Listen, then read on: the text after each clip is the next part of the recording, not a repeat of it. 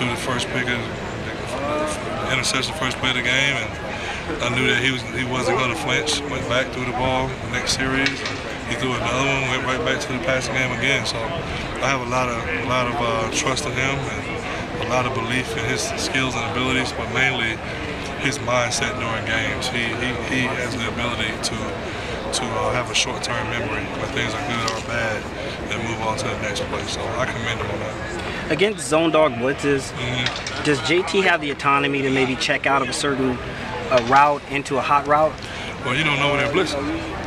So, because they disguise and they come after the snap. So, but sometimes when the defense gives it away. It didn't happen Saturday night. So I thought Colorado did a really good job of timing up the pressures. We were at home, so we were on a verbal cadence. And I don't know if they had the verbal cadence or it was something that he was doing or whatever, but they did a really good job a couple times in the run game. He does, in certain things, have the ability to get out of, like you were saying, if it was zero pressure, like the touchdown to Michael Pittman. Right. It was all out. It was zero pressure. And actually, the play before that, we go to a max pass, so we try to throw the go route to Amara in the back of the end zone. That was a check, and then the touchdown to Michael Pittman was an RPO that is kind of built in, but he has the right to either hand it off or throw it. Because it looked like Pittman ran a slug though, because the way that JT pumped him. So was that by design? You're talking about the deep one? The deep one, leading yeah. down to it? Yeah. It was a route that converted. Okay. Yeah, and JT can work either side, kind of mirrored route, so he can look the safety off and work away from the safety type of deal. So, yeah, well, he didn't check to that play, but he just had the ability to get to that. When you look back at the Colorado game, you guys scored in a bunch in the third or second quarter. It was like 3 out of 4 drives you're scoring, reach the end zone. The second half, it's quieter. Why is all of a sudden like on hot 1 minute and well, when it's happening, it's happening. I mean, you figure it out after the game what happened, but when the game is going on, you're not going back and watching film during the game and trying to figure it out. You watch the tape after the game and you see then what the issues were. But while you're in the game, you're trying to do what it takes to win the game and sustain drives. And the thing that we talked about during the bye week was drive killers. And we had that bug of negative plays, penalties that made them third and unattainable that got us off the field, and we punted more than we did. So I think that's the difference in the touchdown scoring drives.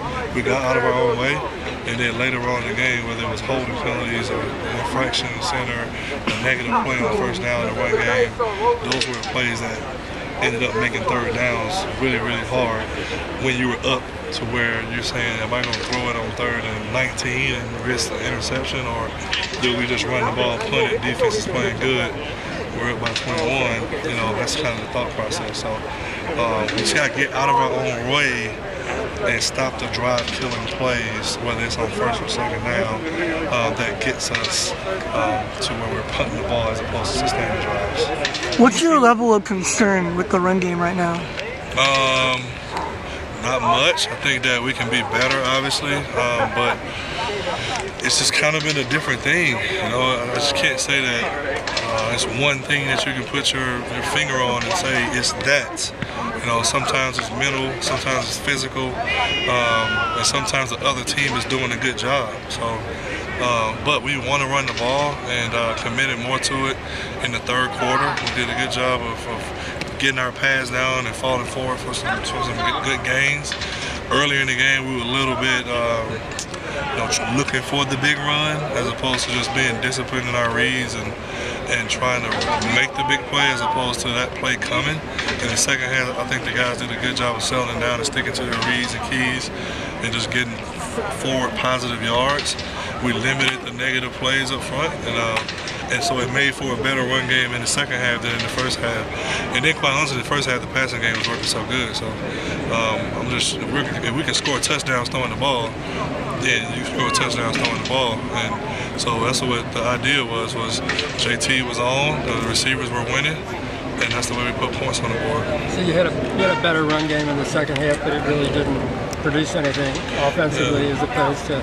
I mean, do you ever go into halftime and say we got 255 passing yards and rushing yards and say I don't find the stats the next day. The thing But you ever say, the thing maybe that happens just is keep we throwing have our self-report during the game, and the negative plays sometimes in the run game can make you feel as if you weren't running the ball good.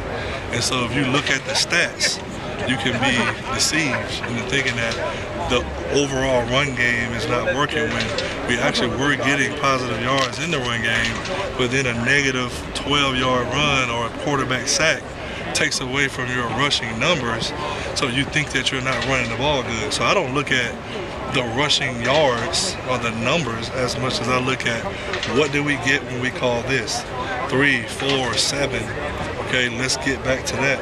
A quarterback sack doesn't mean that you're not running the ball good, but it comes off the rushing yards. So I don't look at the per se number. So you say at halftime it was whatever, yes, you gave up yards on the sack or you gave up yards on a negative play. It's still not indicative of how you're actually running the ball. So you know, you can look at the numbers or you look at actually how you're running the ball. And that's what I look at. You like going in against a team that's really good defending the run, and you guys haven't been all that great running, but you have been really good throwing the ball. Do you ever say, what the heck, it's just throw? No, I never give up on the running game. No, I still want to run the ball. We want to run the ball. We're doing everything we can to be more consistent the way that we want to be and get more out of the run game. And we've had games where we've done that. Saturday night was a game where the passing game was really working. They played a lot of man-to-man coverage, and they added people into the box to stop the run. So teams got to figure out how they want to defend us. If you want to play man and put people in the box, stop the receivers and the quarterback. If you want to play coverage, then we're going to run the ball. So what's good for me and us is we've shown that we can win games doing both.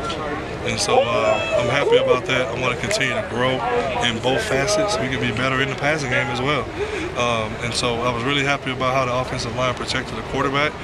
Colorado threw a lot of different type of blitzes and pressures at us, and to only give up 1 sack with what they were coming into the game with, I was really pleased about how they played. So we're going to continue with that. A lot of improvement up front from the O-line. I'm happy about it.